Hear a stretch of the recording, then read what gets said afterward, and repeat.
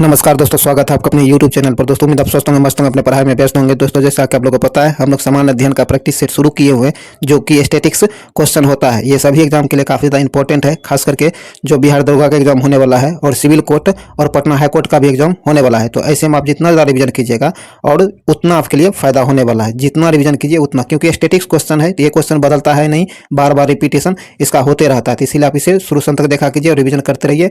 और इस वीडियो को लाइक शेयर जरूर कर दीजिए। अभी तक आप हमारे चैनल को सब्सक्राइब नहीं किए तो सब्सक्राइब करके घंटी दबा लीजिए, ताकि आने वाली वीडियो का नोटिफिकेशन आपको आसानी से मिल सके।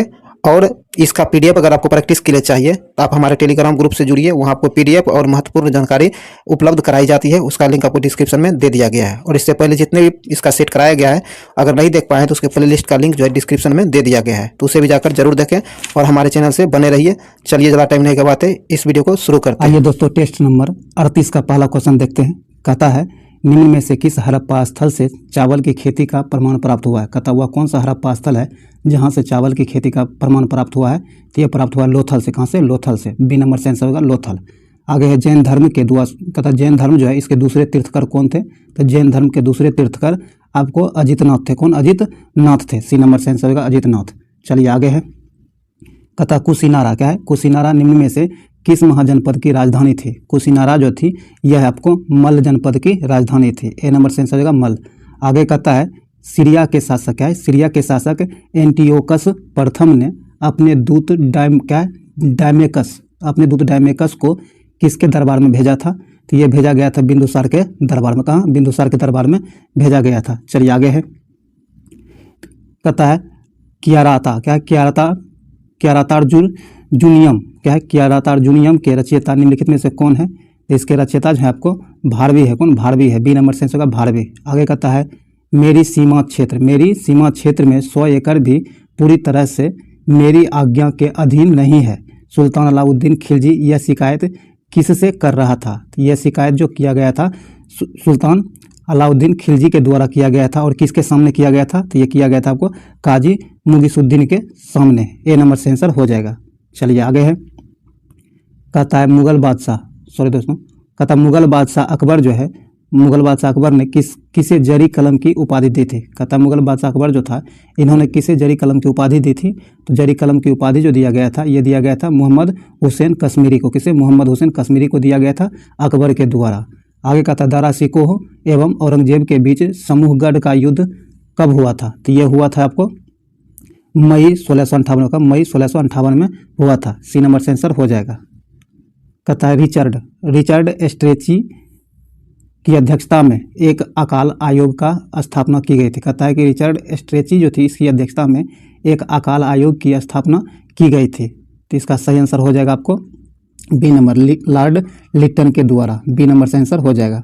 आगे कहता रहनुमाई माजदायन सभा के संस्थापक निम्न में से कौन थे। तो इसके संस्थापक थे आपको दादा भाई नौरोजी। कौन? दादा भाई नौरोजी। सी नंबर से आंसर हो जाएगा। चलिए आगे है।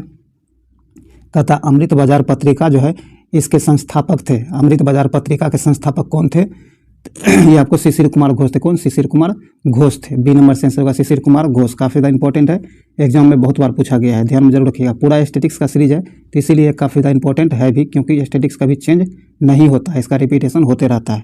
तो चलिए आगे बढ़ते हैं। कहता निम्न में से कौन से ग्रह अंतर्ग्रह कहलाता है। कहता निम्नलिखित में से वो कौन सा ग्रह है जो अंतर्ग्रह कहलाता है। तो ये कहलाता है आपको बुध और शुक्र। कौन? बुध और शुक्र ग्रह को अंतर्ग्रह कहा जाता है। तो आपको ए नंबर से आंसर हो जाएगा। आगे कहता सामान्यतः अपसौर की स्थिति होती है। सामान्यतः अपसौर जो होती है यह स्थिति कब होती है। तो ये आपको 4 जुलाई को। कब? 4 जुलाई को होती है। डी नंबर से आंसर हो जाएगा। कहता एम्फी क्या है? एम्फीबोलाइट निम्न में से किसके रूपांतरण से बनी सेल है। कहता है एम्फीबोलाइट जो है यह किसके रूपांतरण से बनी सेल है। तो इसका सही आंसर हो जाएगा आपको बेसाल्ट। क्या है? बेसाल्ट के रूपांतरण से। सी नंबर से आंसर हो जाएगा। कहता प्लाया किसके द्वारा निर्मित निक्षेपात्मक स्थलरुद्ध है। तो इसका सही आंसर हो जाएगा आपको पवन के द्वारा। किसके द्वारा? पवन के द्वारा। बी नंबर से आंसर हो जाएगा। चलिए आगे है। निम्नलिखित में से कौन महाद्वीप कहा जाता है। कहता निम्नलिखित में से वह कौन है जिसे महाद्वीपों का द्वीप कहा जाता है। महाद्वीपों जो है उसे महाद्वीपों का महाद्वीप कहा जाता है, वह कौन है। तो इसका सही आंसर हो जाएगा आपको यूरोप को जो है महाद्वीपों का द्वीप कहा जाता है। ए नंबर से आंसर हो जाएगा। आगे कहता निम्नलिखित में से कौन सा भारत का जुड़वा शहर नहीं है। ध्यान रखिएगा, भारत का जुड़वा शहर नहीं है। तो जो नहीं है ये आपको त्रिशूल और तिरुवल्ला, ये आपको जुड़वा शहर नहीं है। बाकी आपको कटक और भुवनेश्वर को जुड़वा शहर कहा जाता है, अहमदाबाद और गांधीनगर को भी कहा जाता है, और हुबली और धारवाड़ को भी जुड़वा शहर के नाम से जाना जाता है। तो ये आप ध्यान रखिएगा, जो नहीं है ये आपको त्रिशूल और तिरुवल्ला है। तो ये आपको यहाँ डी नंबर से आंसर हो जाएगा, जो नहीं है। चलिए आगे है, कहता विक्टोरिया जलप्रपात किस नदी पर स्थित है? विक्टोरिया जलप्रपात जो है ये किस नदी पर स्थित है?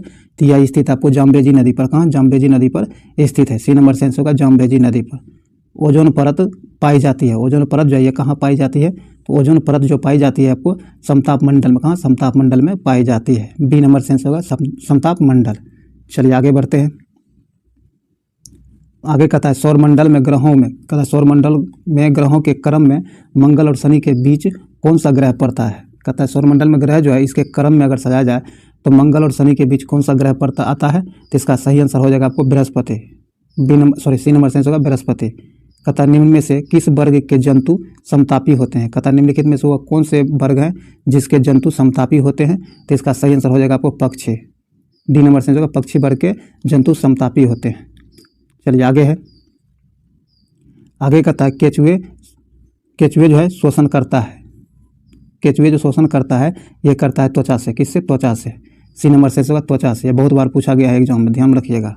आगे कहता है निम्न में से कौन एक क्या है? निम्न में से कौन एक कोशिकीय जीव नहीं है? ध्यान रखिएगा, एक कोशिकीय जीव नहीं है। तो जो नहीं है वो है आपको क्लेमिडोमोनास। क्लेमिडोमोनास जो है ये आपको एक कोशिकीय जीव नहीं है। बाकी सब आपको एक कोशिकीय जीव दिया गया है। तो बी नंबर यहाँ से आंसर हो जाएगा, जो नहीं है। चलिए आगे बढ़ते हैं। आगे कहता है कि पादपों में क्या है? पादपों में कोशिका भित्ति किसकी बनी होती है? पादपों की कोशिका भित्ति जो होती है या किसकी बनी होती है? तो ये आपको सेलुलोज क्या है? सेलुलोज की बनी होती है। सी नंबर से होगा सेलुलोज। आगे कहता है पारा तापमापन की सीमा क्या है? पारा तापमापी जो है इस तापमापन का सीमा क्या होती है? तो इसकी सीमा जो होती है आपको -39 डिग्री सेंटीग्रेड से लेकर 350 डिग्री सेंटीग्रेड के बीच इसकी सीमा होती है। ए नंबर से आंसर हो जाएगा। चलिए आगे है, कहता है पेलाग्रा रोग किस विटामिन की कमी के कारण होता है? पेलाग्रा रोग जो है यह किस विटामिन की कमी से होता है? तो आपको नियासिन की कमी से होता है। डी नंबर से होगा नियासिन। आगे कहता है प्रकाश का रंग निर्धारित होता है। प्रकाश का रंग जो होता है निर्धारित किसके द्वारा होता है? ये तरंग दैर्घ्य के द्वारा प्रकाश का रंग निर्धारित किया जाता है, तरंग दैर्घ्य के द्वारा। बी नंबर से आंसर हो जाएगा। विद्युत धारिता जो है, विद्युत धारिता का एसआई मात्रक क्या है? तो विद्युत धारिता का एसआई मात्रक फेराडे है। क्या है? फेराडे है। सी नंबर से होगा फेराडे। आगे कहता निम्नलिखित में से कौन सी धातु जल के साथ सामान्य ताप पर अभिक्रिया करती है? कहता निम्नलिखित में से वो कौन सी धातु है जो जल के साथ सामान्य ताप पर अभिक्रिया करती है? तो ये करती है आपको, यहाँ आपको सही आंसर हो जाएगा ए नंबर। एन सही आंसर हो जाएगा। कहता स्वतंत्र रूप से गिर रही किसी वस्तु की गति उदाहरण है। कहता स्वतंत्र रूप से गिर रही वस्तु जो है और इसमें उपस्थित गति जो है इसका किसका उदाहरण है? किस गति का उदाहरण है? तो इसका सही आंसर हो जाएगा आपको एक समान त्वरण का। क्या? एक समान त्वरण का उदाहरण होता है। सी नंबर से आंसर हो जाएगा। चलिए आगे है, कहता है सस्ते आभूषण बनाने में उपयोग होने वाले रोल्ड गोल्ड निम्नलिखित में से किस अवयव का बना होता है? तो इसका सही आंसर हो जाएगा आपको Cu+Al। ए नंबर से आंसर हो जाएगा। चलिए आगे है, निम्नलिखित में से किसे हरा कशिश के नाम से जाना जाता है? कहता हुआ कौन है जिसे हरा कशिश के नाम से जाना जाता है? तो आपको फेरस सल्फेट को, किसे? फेरस सल्फेट को हरा कशिश के नाम से जाना जाता है। बी नंबर से आंसर हो जाएगा फेरस सल्फेट। कहता पारा को संग्रहित करने के लिए बने पात्र किससे बने होते हैं? पारा को संग्रहित करने के लिए बने पात्र जो होता है वो किसका बना होता है? तो ये बना होता है लोहा का। किसका? लोहा का बना होता है। ए नंबर से आंसर होगा लोहा। निम्न में से कौन सा तत्व सभी अम्लों में अनिवार्य रूप से उपस्थित होता है? कहता निम्नलिखित में से वो कौन सा तत्व है जो सभी अम्लों में अनिवार्य रूप से उपस्थित होता है? तो ये होता है आपको हाइड्रोजन। कौन? हाइड्रोजन। सी नंबर से आंसर होगा हाइड्रोजन। निम्नलिखित में से कौन फिनोल, कहता निम्नलिखित में से कौन फिनोल तथा फॉर्मेल्डिहाइड का बहुलक है? कहता निम्नलिखित में से वह कौन फिलोम तथा फॉर्मेल्डिहाइड का बहुलक है? तो इसका सही आंसर हो जाएगा आपको बेकेलाइट। क्या है? बेकेलाइट। सी नंबर से आंसर हो जाएगा। आगे का था सह अंशदायी पेंशन योजना स्वावलंबन की घोषणा केंद्र सरकार द्वारा की गई है? यह घोषणा की, यह जो है कब इसकी घोषणा की गई थी? तो इसका सही आंसर हो जाएगा आपको संघीय बजट 2010-1 में इसकी संघीय बजट 2010-11 में इसकी घोषणा की गई थी। सी नंबर से आंसर हो जाएगा। चलिए आगे है, आगे कहता है कि भारतीय संविधान में मौलिक कर्तव्यों को किस संविधान संशोधन द्वारा शामिल किया गया है? कहता है भारतीय संविधान जो है इसमें मौलिक कर्तव्यों को किस संविधान संशोधन द्वारा सम्मिलित किया गया है? तो ये सम्मिलित किया गया है आपको 42वें संविधान संशोधन के द्वारा। बी नंबर से इसका 42वें संविधान संशोधन के द्वारा, और ये आपको 1976 में, कब? 1976 में यह संशोधन हुआ था, ध्यान में रखिएगा। चलिए आगे है, कहता सामान्यतः, क्या है? सामान्यतः लोकसभा के नेता होते हैं। सामान्यतः लोकसभा जो है उसके नेता कौन होते हैं? तो इसका सही आंसर हो जाएगा आपको, इसके सामान्यतः नेता जो होता है प्रधानमंत्री होता है। कौन? प्रधानमंत्री होता है। बी नंबर से होगा प्रधानमंत्री। आगे कहता है मंत्रिपरिषद सामूहिक रूप से किसके प्रति उत्तरदायी होती है? मंत्रिपरिषद जो होता है सामूहिक रूप से किसके प्रति उत्तरदायी होता है? तो यह लोकसभा के प्रति उत्तरदायी होता है। सी नंबर से होगा लोकसभा के प्रति उत्तरदायी होता है। चलिए आगे है, कहता निम्नलिखित में से किसी भौगोलिक क्षेत्र को अनुसूचित क्षेत्र घोषित करने का संवैधानिक अधिकार है? तो यह अधिकार जो है आपको राष्ट्रपति के पास होता है। किसके पास? राष्ट्रपति के पास यह अधिकार होता है। बी नंबर से आंसर हो जाएगा। आगे कहता किसने अस्थायी मितव्ययिता समिति कहा जाता है? कहता निम्नलिखित, कहता वह कौन है? वह कौन है जिसे अस्थायी मितव्ययिता समिति कहा जाता है? तो ये कहा जाता है आपको प्राक्कलन समिति को। किसे? प्राक्कलन समिति को कहा जाता है। बी नंबर से होगा प्राक्कलन समिति। आगे कहता राष्ट्रीय मानवाधिकार आयोग के सदस्यों का कार्यकाल होता है। राष्ट्रीय मानवाधिकार आयोग जो है इसके सदस्यों का कार्यकाल कितना होता है? इसका सही आंसर हो जाएगा आपको 3 वर्ष या 70 वर्ष की उम्र तक, या तो 3 वर्ष या फिर 70 वर्ष की उम्र, ये दोनों में जो पहले पूरा जाएगा वही होगा। तो यहाँ सी नंबर से आंसर हो जाएगा 3 वर्ष या 70 वर्ष की उम्र तक। किस कहता कित्तम वन्यजीव अभ्यारण्य जो है निम्न में से किस राज्य में है? कित्तम वन्यजीव अभ्यारण्य किस राज्य में स्थित है? तो यह आपको सिक्किम में स्थित है। कहाँ? सिक्किम में स्थित है। सी नंबर से होगा सिक्किम। चलिए आगे बढ़ते हैं, कहता भारत के निम्न में से किस राष्ट्रीय उद्यान में होंगल पाए जाते हैं? कहता भारत का वो कौन सा राष्ट्रीय उद्यान है जहाँ होंगल पाए जाते हैं? तो होंगल जो पाया जाता है ये आपको दाची ग्राम में पाया जाता है। कहाँ? दाची ग्राम में पाया जाता है। डी नंबर से आंसर हो जाएगा। आगे कहता विश्व स्वास्थ्य संगठन का मुख्यालय कहाँ स्थित है?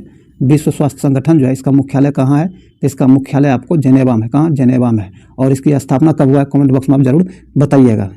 चलिए आगे है, कहता बांस नृत्य, क्या? बांस नृत्य किस राज्य का प्रसिद्ध लोक नृत्य है? बांस नृत्य जो है यह किस राज्य का प्रसिद्ध लोक नृत्य है? तो यह जो प्रसिद्ध लोक नृत्य है मिजोरम का। कहाँ का? मिजोरम का।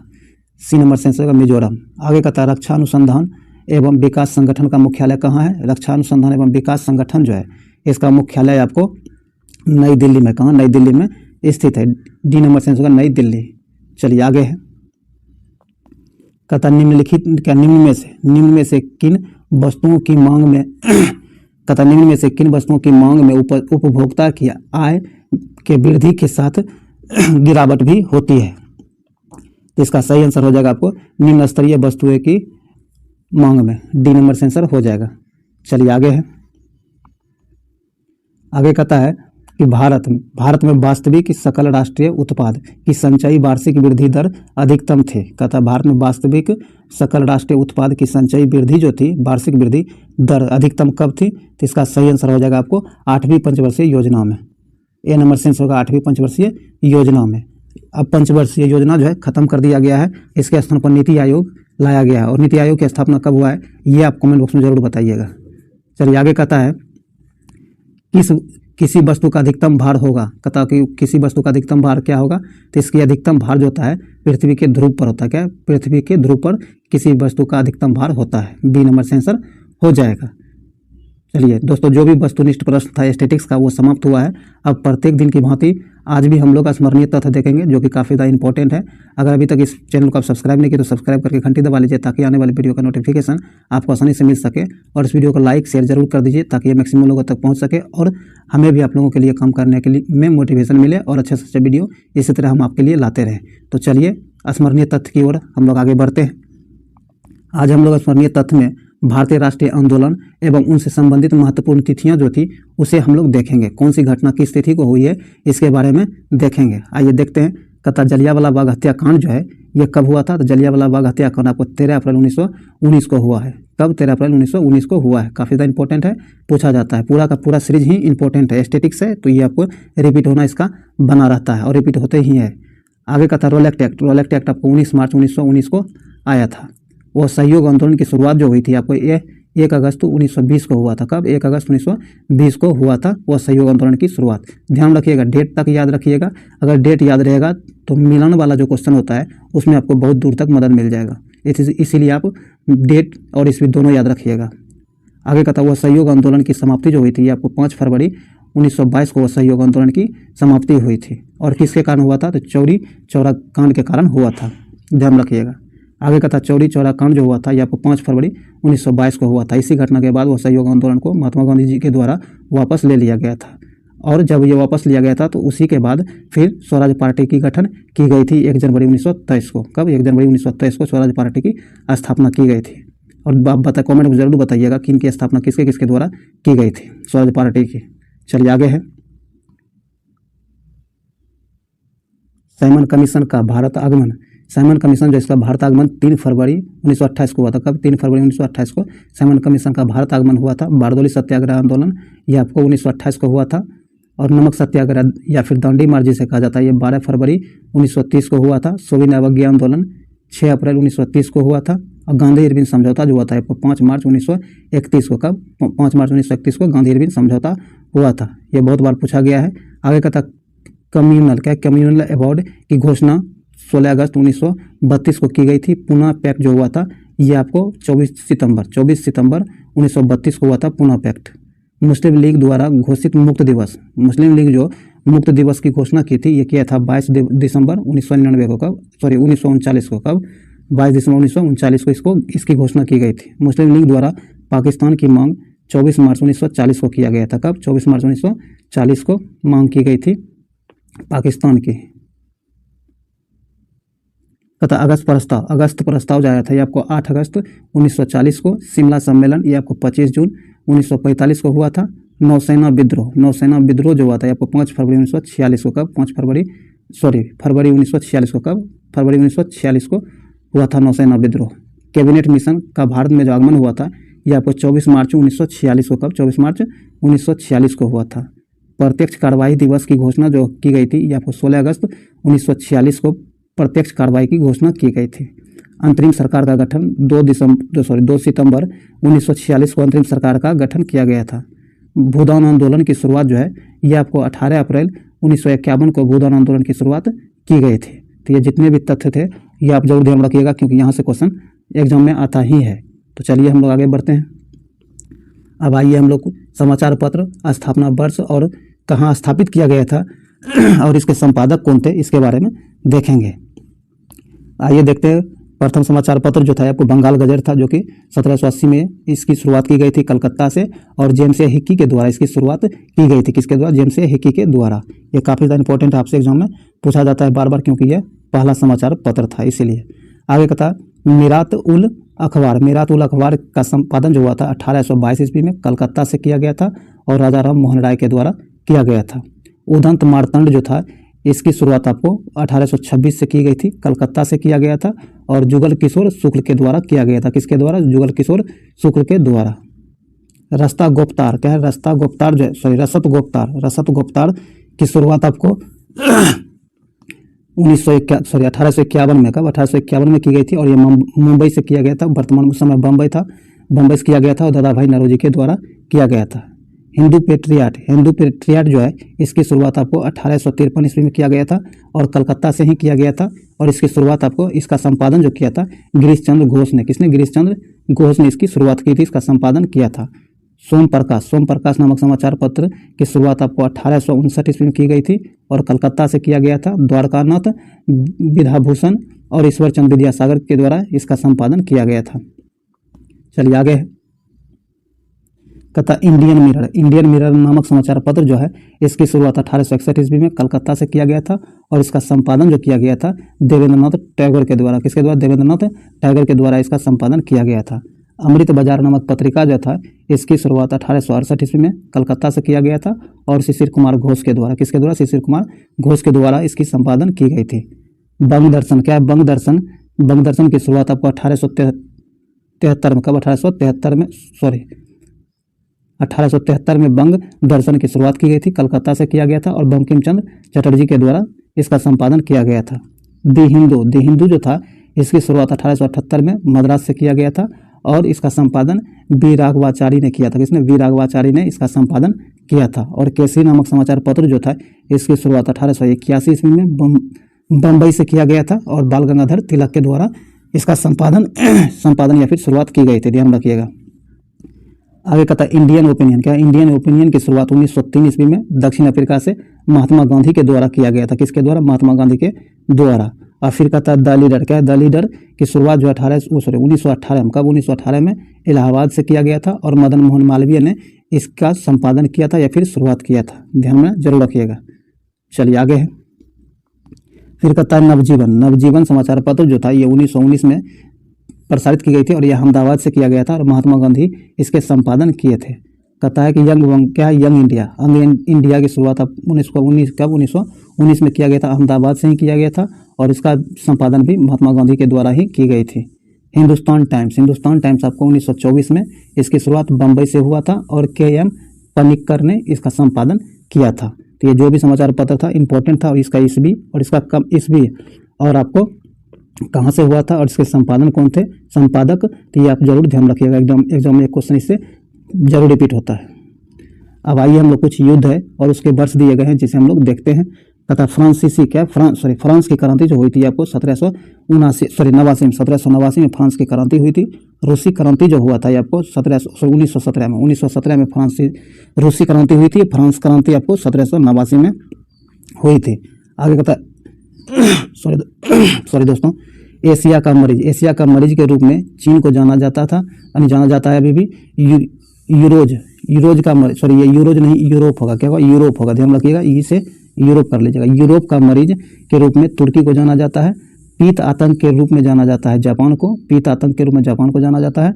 जापान पर पहला परमाणु बम गिराया गया था 6 अगस्त 1945 को और दूसरा परमाणु बम जो गिराया गया था ये आपको 9 अगस्त 1945 को गिराया गया था। किसके द्वारा? अमेरिका के द्वारा। आगे का था प्रसिद्ध म्यूनिक पैक्ट हुआ था, तो आपको 1938 में हुआ था। कब? 1938 में हुआ था। आगे का था औद्योगिक क्रांति की शुरुआत हुआ था। औद्योगिक क्रांति जो था इसकी शुरुआत आपको इंग्लैंड से हुआ है। कहाँ से? इंग्लैंड से हुआ है। आधुनिक रूस का निर्माता माना जाता है। आधुनिक रूस क्या है? आधुनिक रूस जो है इसका निर्माता किसे माना जाता है? स्टालिन को। किसे? स्टालिन को माना जाता है आधुनिक रूस का निर्माता। दुनिया के मजदूरों एक हो, यह नारा कार्ल मार्क्स के द्वारा दिया गया था। किसके द्वारा? कार्ल मार्क्स के द्वारा दिया गया था। तथा लाल कुर्ती के नाम से सेना का गठन किया था। लाल कुर्ती के नाम से सेना का गठन जो किया था ये आपको गैरीवाल्डी ने किया था। किसने? गैरीवाल्डी ने किया था। नेपोलियन बोनापार्ट किस देश का सम्राट बना था? तो फ्रांस का सम्राट बना था नेपोलियन बोनापार्ट। अमेरिकी राष्ट्रपति अब्राहम लिंकन जो था इसकी हत्या किया गया था। इसकी हत्या जॉन विल्किज ब्रूस के द्वारा इसकी हत्या की गई थी। आगे है धर्म सुधार आंदोलन का प्रवर्तक। धर्म सुधार आंदोलन जो था इसका प्रवर्तक माना जाता है तो मार्टिन लूथर को माना जाता है। किसे? मार्टिन लूथर को माना जाता है। 7 वर्षीय युद्ध जो हुआ था ये इंग्लैंड और फ्रांस के मध्य 1756 से लेकर 1763 के बीच चला था, ये ध्यान रखिएगा। दोस्तों जो भी स्मरणीय तथ्य था वह समाप्त हुआ है। उम्मीद है इससे आपको बहुत ज़्यादा बेनिफिट मिला होगा। अगर आपको लगता है कि आपसे इसको देखने से आपको लाभ हुआ है तो आप इसे लाइक से जरूर कर दीजिए और इस चैनल को सब्सक्राइब नहीं तो सब्सक्राइब करके घंटी दबा लीजिए और ऑल नोटिफिकेशन जरूर सेलेक्ट कर लीजिए ताकि आने वाली वीडियो का नोटिफिकेशन आपको आसानी से मिल सके। और आप प्रैक्टिस के लिए इसका PDF हमारे टेलीग्राम ग्रुप से डाउनलोड कर सकते हैं जिसका लिंक डिस्क्रिप्शन में दे दिया गया है। और इससे पहले जितने भी एपिसोड हुए हैं नहीं देख पाए हैं तो उसके प्लेलिस्ट का लिंक भी आपको डिस्क्रिप्शन में मिल जाएगा, उसे जाकर जरूर देखें ताकि इसका फायदा मिल सके। एस्थेटिक्स है तो इसको जितना रिपीट कीजिएगा उतना आपके लिए बेनिफिट रहेगा। तो चलिए हम लोग इस वीडियो को यही समाप्त करते हैं, मिलते अगले वीडियो में, तब तक के लिए जय हिंद।